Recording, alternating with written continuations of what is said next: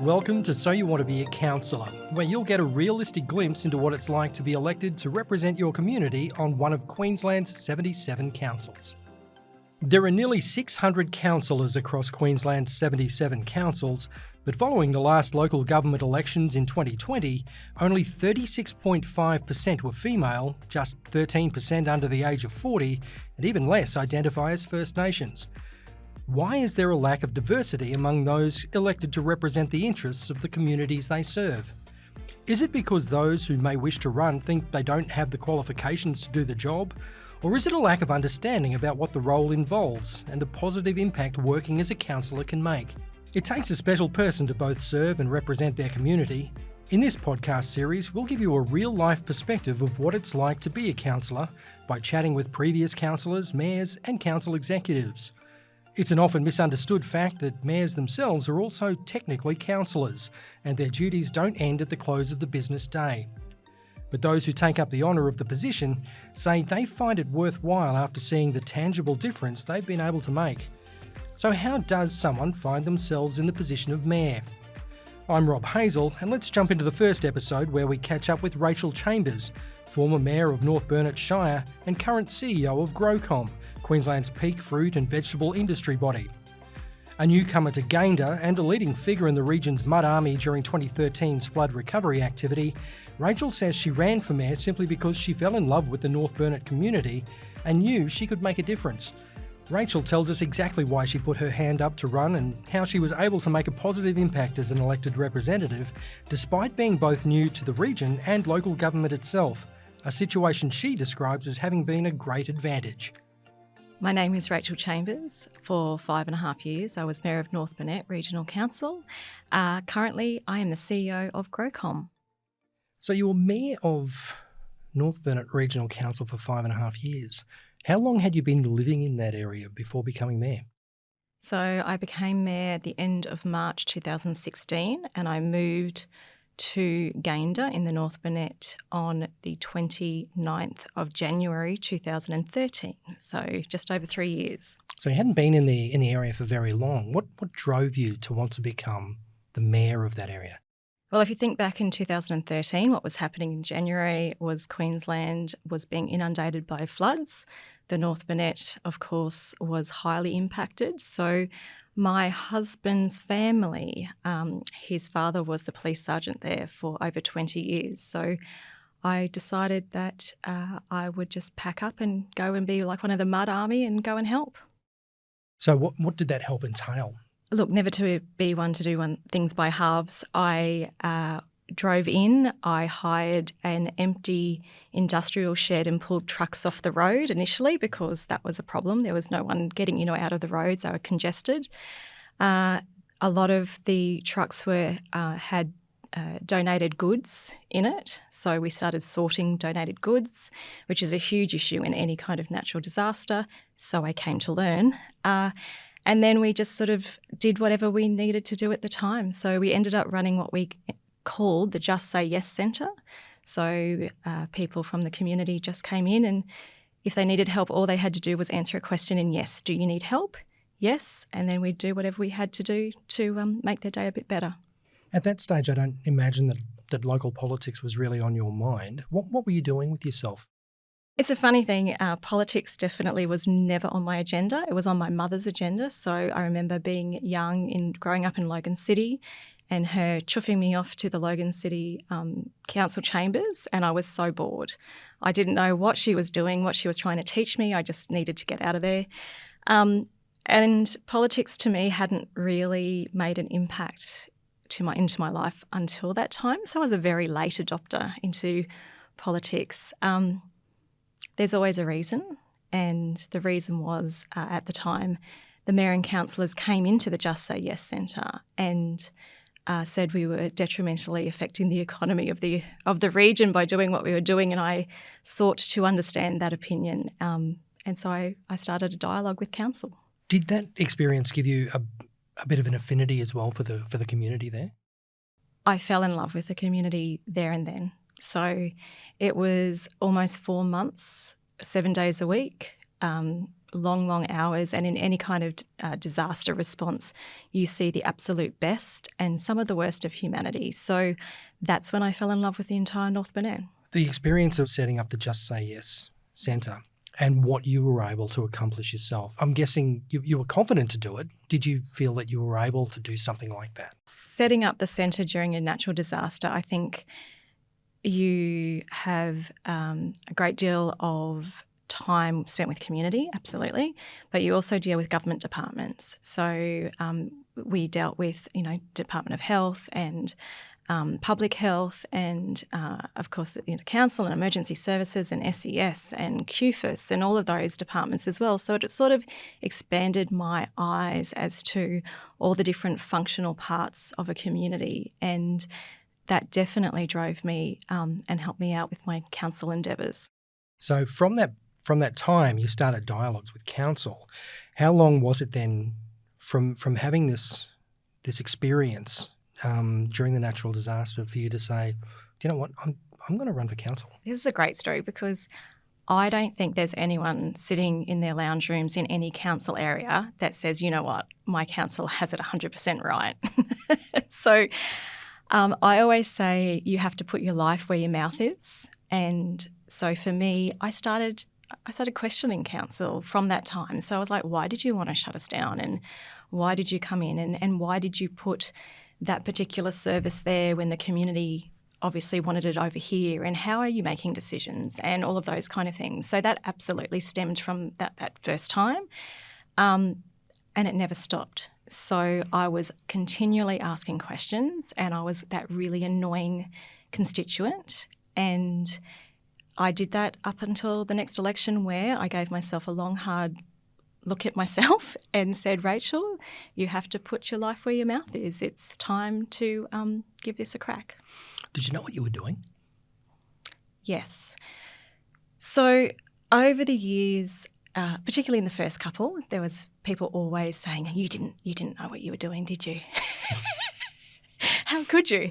And I would say, look, no one knows in its entirety what any job or any relationship or anything's going to entail. You work that out after the fact. But did I do my research? Absolutely. I'm impressed by the research that you did.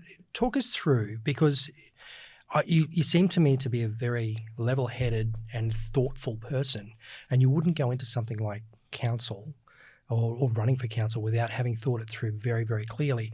What was the preparation that you made individually to prepare yourself? So I read 2 years' worth of minutes of every general meeting, and I read the local government legislation, which since then I have worked out that very few people do, which is really unfortunate because as a piece of legislation, it's really easy to read. And I've read far worse pieces of legislation, mind you, since. But I think that's fundamental. In just by reading the legislation, I knew what was expected of the position. And I sort of, that's the rule book, what you can and can't do.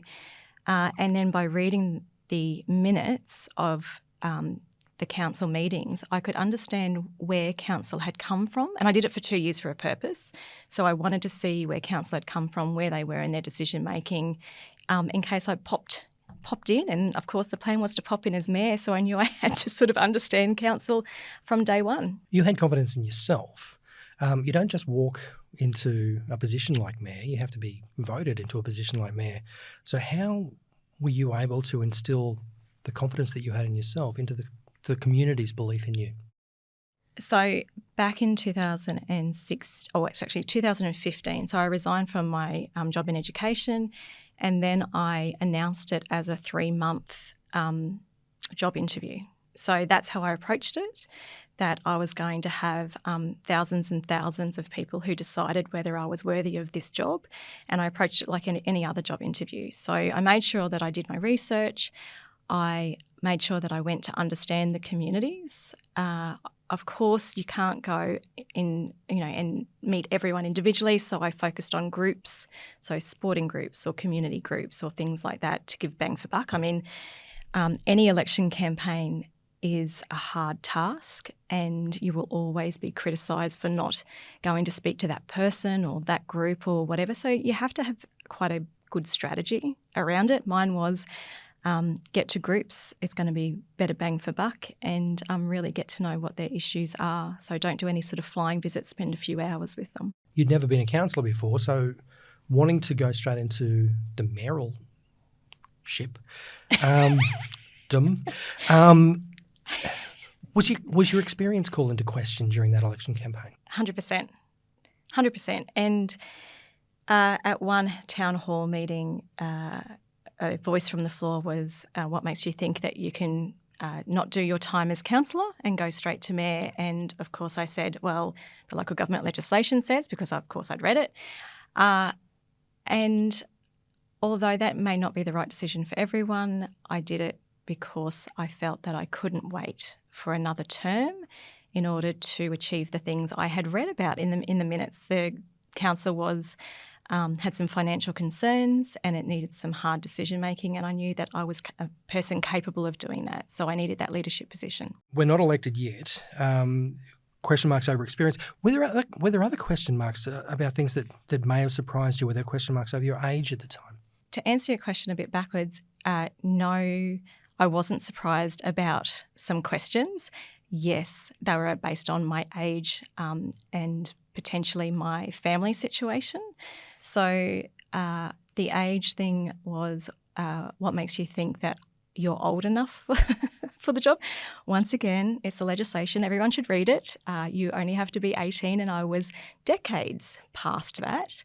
And the other one was, you're a mother. Do you think this is the right position for you?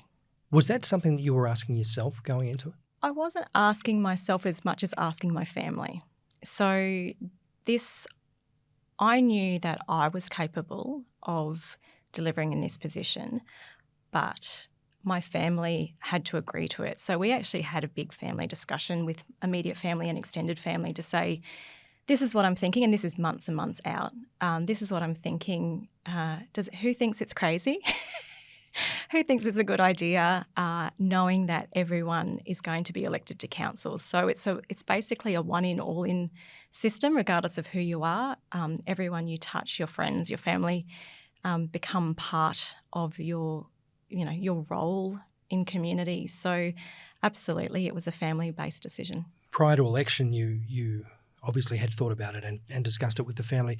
The reality of the job, did it pan out the way that you thought it would? Yeah, I would say so. I knew it was going to be a 24-hour, 7-day-a-week position, and anyone who doesn't think that is delusional. There's strategies around that. So and there's some really lovely friendships in local government because everyone is in a similar boat. Other councillors and mayors gave me some really great advice on the outset. And I remember one such piece of advice saying, Rachel, the people that will bring you down, the people that you will hear from most is about 5% of the population. 95% actually don't care what you do every day. So stop focusing on the 5% and actually just get on and do your job. Things like that helped. But yes, the responsibility was never lost on me. And it's an interesting one because I think we've got 77 councils in Australia, 77 local government, in Queensland, 77 local government areas. All of them are different. They're all unique. For your experience, you don't have one primary centre of population, a number of different townships. How challenging was that for you to represent equally and I guess holistically? Yeah, that's actually one of my campaign approaches in that, so North Burnett, for anyone who doesn't know, is a region that was amalgamated, so 6 towns into one. And if you can think of the region, it's 4 hours in any direction that encompasses the whole region. So one of my election sort of speeches was about who better to represent the view of everyone in someone who has only been here 3 years, who can actually represent everyone equally and without any kind of bias. So that's what I did. I went in and I'd had that flooding experience where I had just loved everyone from around the region, and that's exactly how I worked it. What would be some of the career highlights as a mayor? It's funny, in a regional area, of course, the financial sustainability and those kind of things, it's a different job to potentially city or coastal mayors, and this is something that we ought to speak about, in that there's a lot of opportunity for other mayors to cut ribbons and do something nice for community. And when they look back, they might be, well, we got this centre up, or we got this and all that. The North Burnett was much more basic. I enjoyed lobbying for a number of years to get things like the John Peterson Bridge renewed and to get a water treatment plant replaced. Some people are driven to their community in a sort of a one-topic agenda. I've seen that go badly. So for me, yes, you have to be driven for your community, but it has to be about leaving a legacy rather than just solving a problem. One of the best descriptions about what we do came from a lovely lady who used to be a CEO in local government at Wujal. And Eileen said to me, in First Nations, they think about decision-making in 5 generations' time. So what will the outcome be in 5 generations' time? And I took away from that something quite special in that I couldn't think what 5 generations' time looked like. So we started talking about what we were working for were our children's grandchildren, and try to frame it in that way. So it was about decision-making in the context of leaving a legacy for others. That's quite an enormous responsibility, isn't it? And that's one of those things, I guess, if you're thinking about putting your hand up to run, you've got to take into account that you're guiding your community for decades to come. It's quite the responsibility. And I think too, the other thing that people get a little bit caught up on is, and particularly people who run for mayor, they may think, well, you're mayor, and I know that's certainly community said to me sometimes, well, you're mayor, why can't you just make the decision? I said, well, yes, I'm mayor, I'm the figurehead. However, I just get one vote like the rest of the councillors. And I think that's a poorly understood concept in Queensland. In every councillor, which of course includes mayors around the table, gets 1 vote each. So it actually doesn't matter what election campaign you had, or what agenda item you're in there, or anything like that.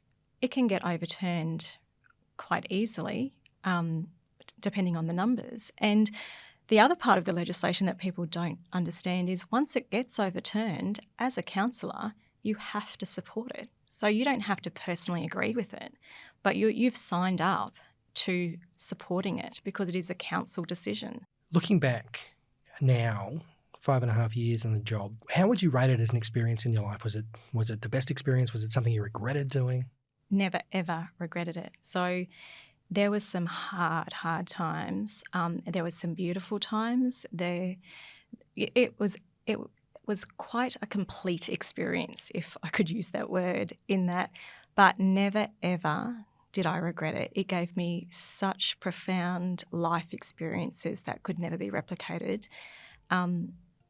Remarkable, and probably thus far the most remarkable experience of my life.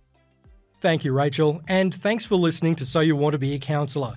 On the next episode, we're speaking to Brett de Chastel, a 32-year veteran of local government and self-described local government tragic. Brett's claim to fame is having held, in his words, the best job in Australia as the CEO for Noosa Shire Council.